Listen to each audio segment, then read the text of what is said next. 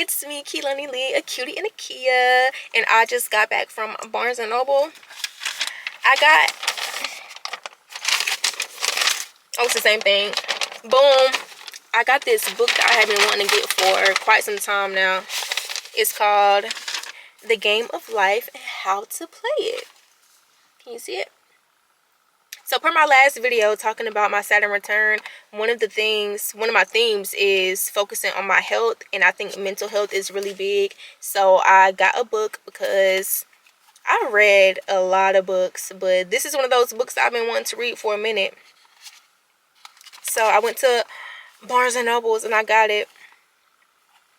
And I honestly thought it was going to be a bigger book. So I'm kind of sad because I be reading big books, but I said, you know, this is going to be good.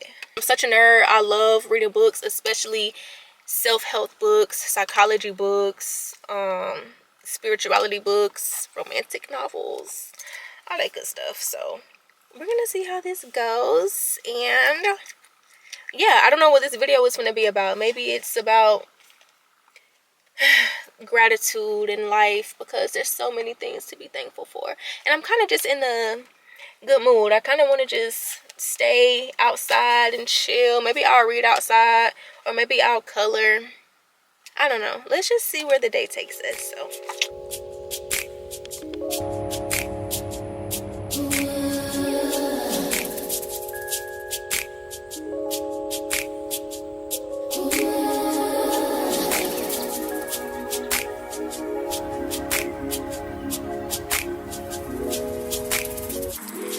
hey y'all, sorry if it's loud out here. I was trying to get like the ambiance going, but we're gonna see how it sounds when I go to edit. But instead of reading my book, I was thinking about how I've been in my silent years these last couple years, and I thought about what I learned in therapy 2 years ago, which was sometimes you're not depressed, you're just restful healing. And I have definitely had depression before, especially when the season changes. When it's winter time, that depression starts to kick in. But I think that's called seasonal depression, which now I know how to help it. But restful healing is basically when your nervous system goes out of survival mode. So a lot of us, especially in the Black community, we have grown up struggling, surviving, you know, fighting to live a life. And as I've matured and as I've grown up, I've consistently been in that flight or flight state. I've never known what resting was. I don't know what that looks like. But even as a child, I never really knew what resting was, because I was on a mission to be a child star and to get my family out of the trenches and retire my mom and save the world, and you know what I mean. So I've always worked in some sort of fashion, and I've seen my mom stay in consistent survival mode as well, and it's carried on into my adult life. And so really, butterfly. And with restful healing, if you're not used to being still, then you beat yourself up about it. Me and one of my best friends, we would literally beat ourselves up about how we ain't did nothing today, and we just laid and rested, or whatever the case is, and we supposed to be up and active and yada yada yada. But after I learned about restful healing, I was like, you know what, no, I'm gonna embrace that, because even then I love to nap. I am a napper. I will do that, but I will also feel bad about it. You know. And so learning to give myself some grace with being still has been one of my biggest challenges so far during this healing journey. And if you're wondering how long does the restful healing stage last, it's however long it takes you to embrace healing and resting. So healing is not linear. It goes like this, you know, it comes in different shapes, size, forms, everything. So you have to give yourself some compassion and some grace during your healing journey, and remembering to stay present. But there's no time frame in restful healing. You just have to get to a point where you embrace that. And I know it's difficult to be in a state of restful healing when you have a job, you got bills that need to be paid, you probably have kids and stuff like that. But there are ways that you can still just try to hone in on at least the little things, like taking the nap, going for the walk, making sure your space is clean, even if you're not deep cleaning, but just being in a clean space. Because with depression and restful healing, you feel like you don't want to talk to nobody, you don't want to do nothing, you don't want to work, you know, you feel like you're a bum, a loser, like you're not doing nothing with your life. And it's like, no, your body is actually starting to feel safe to a certain extent, and now it's looking for the consistency to feel safe and to actually be safe. Like, your nervous system is literally regulated. So you have to learn how to embrace it, which is easier said than done. Because when I looked up how long it takes to get through the restful healing stage, a lady told me, well, when I looked it up, she said that it could take 2 to 3 years successfully, but it's not guaranteed if you constantly beating yourself up about how you not up and active and you ain't grinding to go get it and yada yada. You know what I mean? So, ooh, it's hot. So it's definitely an era where you have to be okay with not being okay, even though your body is telling you that it is okay, if that makes sense. So restful healing also ties into me in my silent years, because I spoke in one of my last videos about when is it my moment, I put in all this work, yada yada, but I have not yet embraced the journey.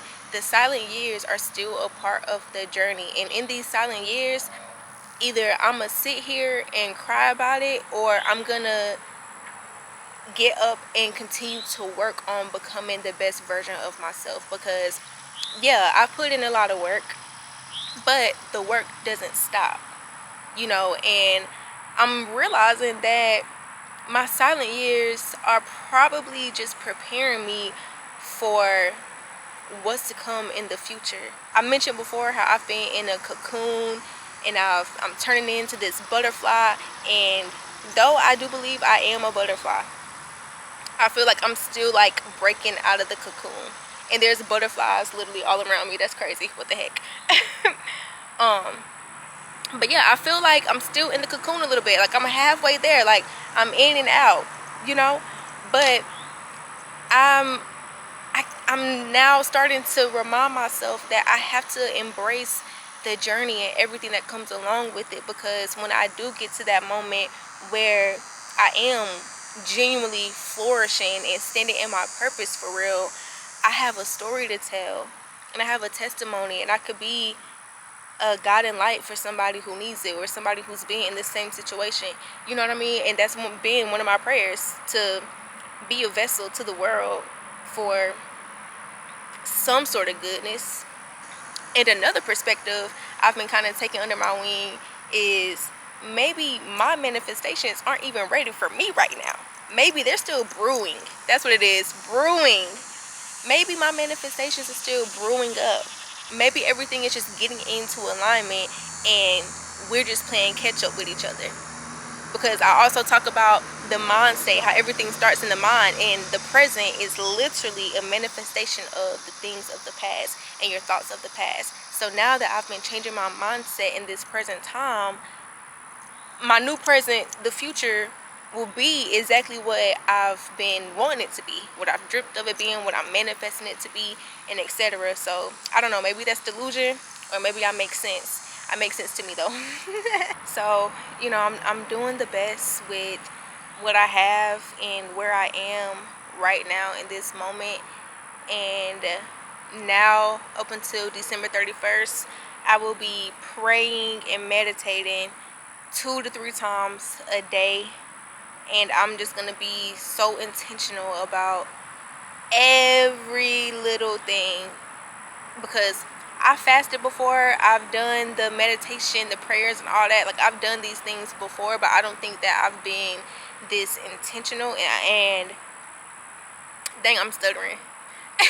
But I haven't been this intentional, and I'm just a different person. So it makes more sense. Like, I know I'm smarter and I'm more aware of what it is that I'm doing, and I'm more aware of what it is that I want and who I am.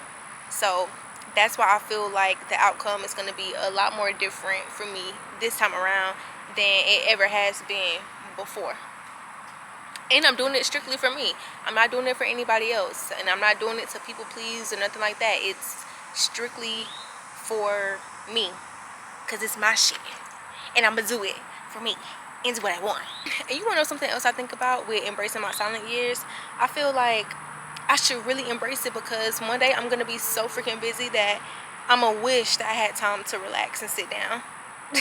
So that's another reason why I feel like I just have to really love and enjoy these moments right now. And that's what I'm doing. So my battery's finna overheat. I hope this turns out good. Just know that I love you. I'm rooting for you. I support you. We in this thing together, and you know we just figuring it out. And I'm gonna see y'all later. Bye.